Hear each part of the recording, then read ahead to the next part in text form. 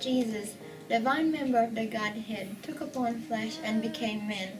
Jesus came to earth to live rightly and save us from being damned. He looked upon men and said, Father, I want them in the kingdom with me. The Father said back, Son, that is why I sent you. You are the key. You are my perfect representation because you are one with my spirit. You will show them how to live. Find my mark and not miss it. Son, because you are holy and a part of me, you will be the one to die and set them free.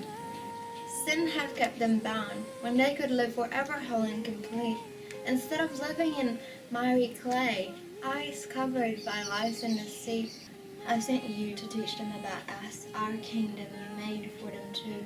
You are my example, so that as my children, they will know what to do.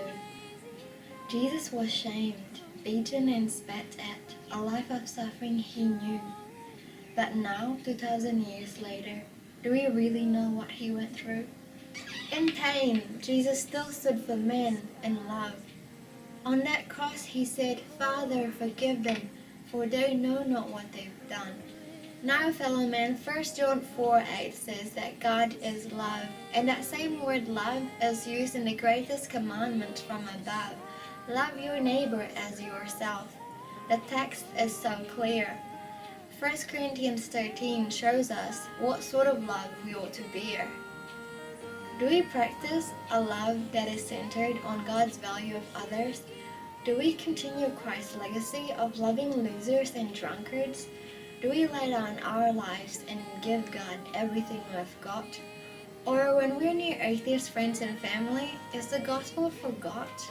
We here know that Jesus died for a life that is better than this. We are called to his freedom, and still Christ gave us a choice. We can choose to walk in the Spirit, have joy, and practice kindness. Or we could walk averagely and have a relationship with God which is mindless. Jesus gave his all. What are we waiting for? We have the keys. On the day of judgment, don't you want to hear from the Father?